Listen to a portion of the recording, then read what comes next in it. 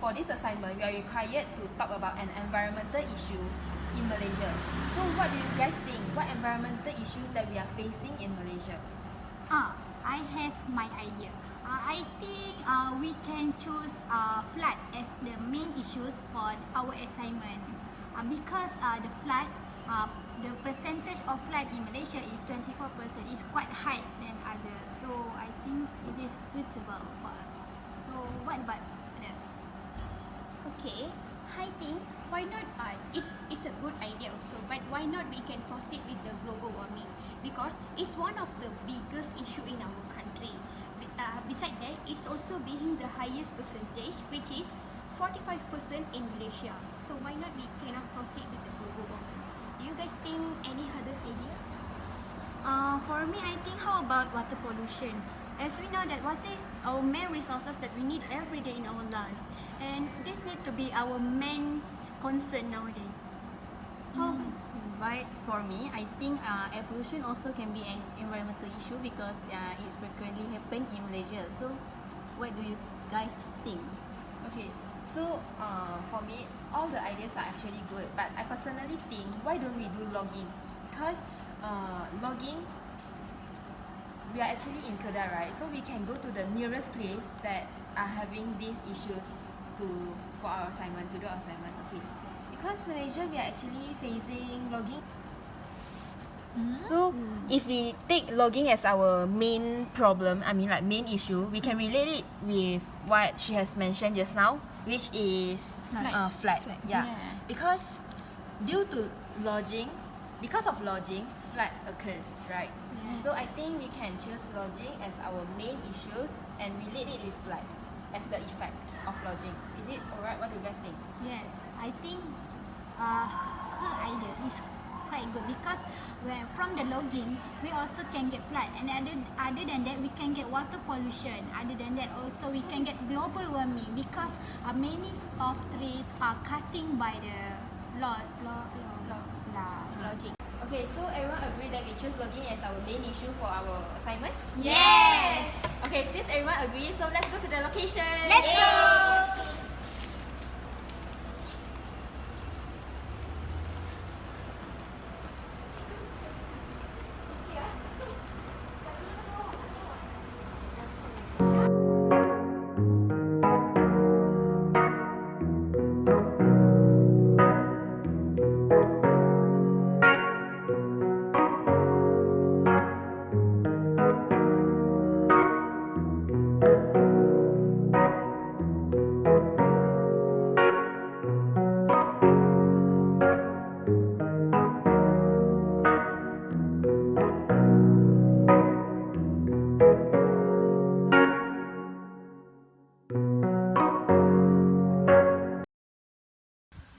Okay, so now I'm going to discuss about cause and effect of flood that happened in Bukit Kachi.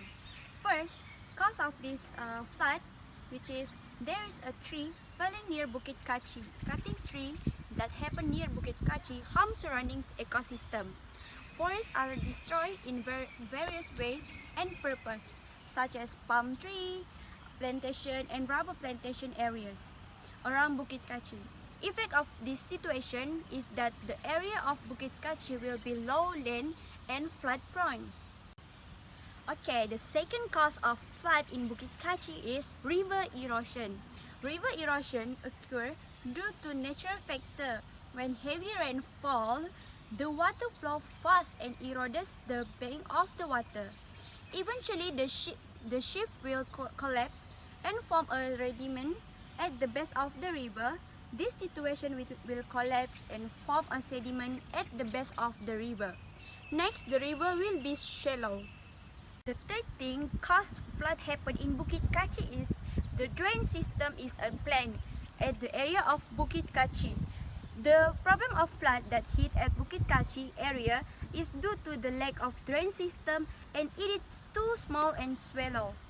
Excess amount of water leak out of the ditch, causing flash flood occur.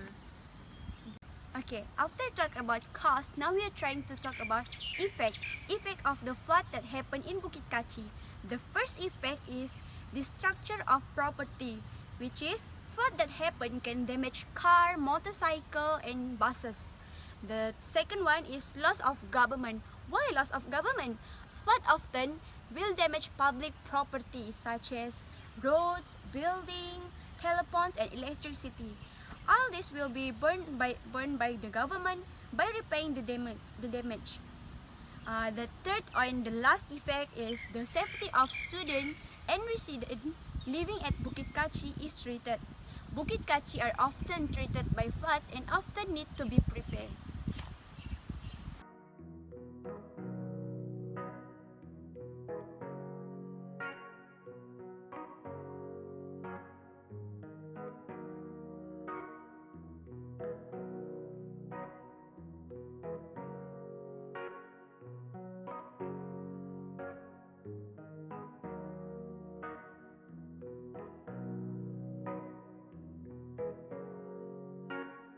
There are two solutions addressed by the government in handling the issues of logging.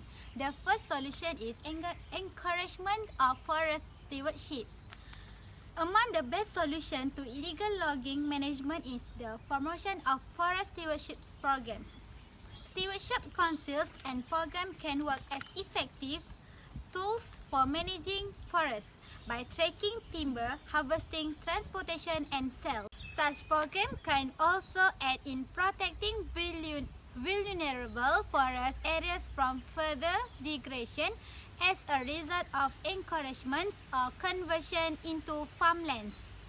For the effectiveness of forest stewardship program, it is essential that it work directly with the lumber mills and timber industry to monitor and settle black market. The second solution is legal purchases.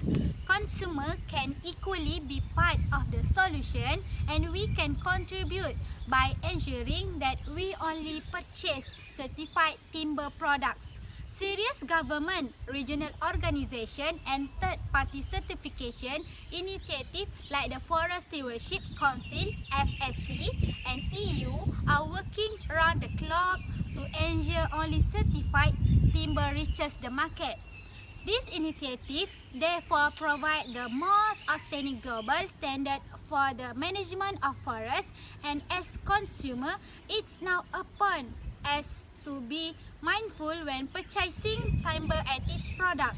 By doing this, we will be curtailing illegal logging together with its associated multi-billion-dollar industry and illegal markets.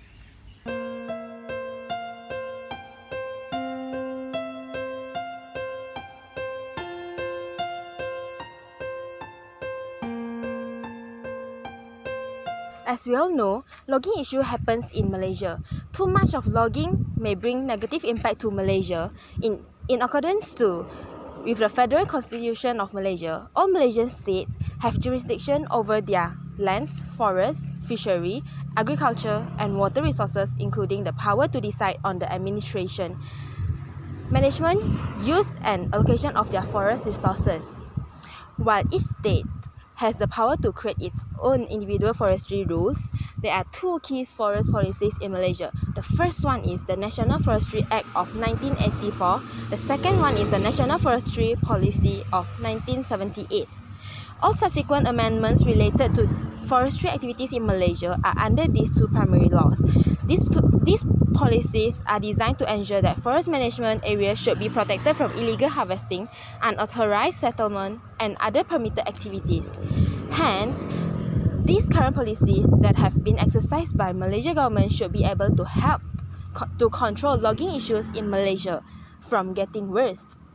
But look, why do logging issues still happen in many places in Malaysia? It is because the government implement the policy but they did not enforce enough on this policy. Logging issue would not be a serious environmental issue in Malaysia if there is strict enforcement by the government. Hence, the government should review back on these policies that we have and start to enforce them to protect the environment in our country.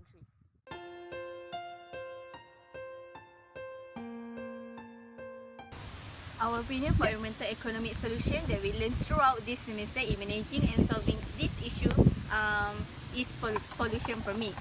pollution permit involves giving firm a legal right to pollute a certain amount. If the firm produce less pollution, so it can sell a pollution permit to other firm. However, if it produce more pollution, it has to buy permit from other firm or government.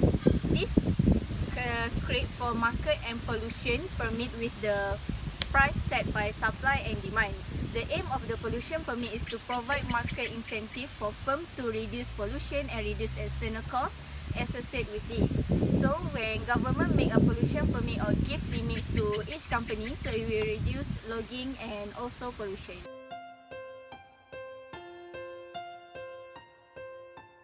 First of all, I want to summarize the suggested solution which my friend mentioned earlier.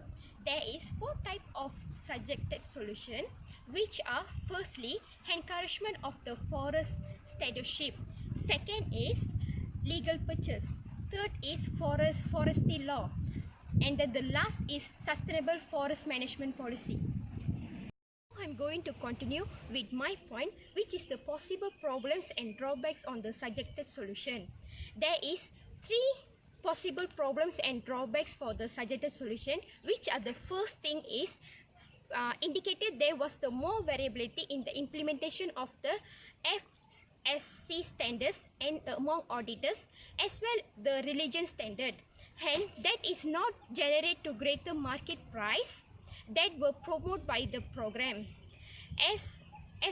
SFI managers listed weakness relating more to whether SFI was credible system and had promoted itself as well as the FSC did.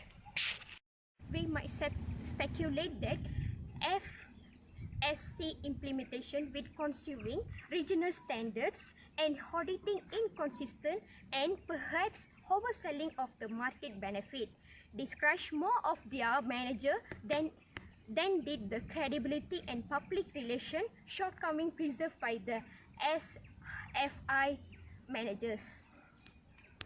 The second drawbacks or possible problems can be happen is the illegal lodging, which is often used as a shorthand to describe illegal practice related to the harvesting, processing and the trade in the timber and timber products. Illegal lodging and the related trade occur when the national and or the sub-national laws are broken at any point along the supply chain. For example, lodging with the illegal acquired license, such as non-payment of tax or exporting products without paying the export duties in our country. More, the other possible problems and drawbacks can be happen to the forestry law and also the sustainable forest management policy are, which is the poor governance and cooperation and illegality in the forest sector put at the risk forest dependent population who rely on the timber and non-timber forest product for their livelihood and survival, and determine responsible forest enterprise by distorting timber markets.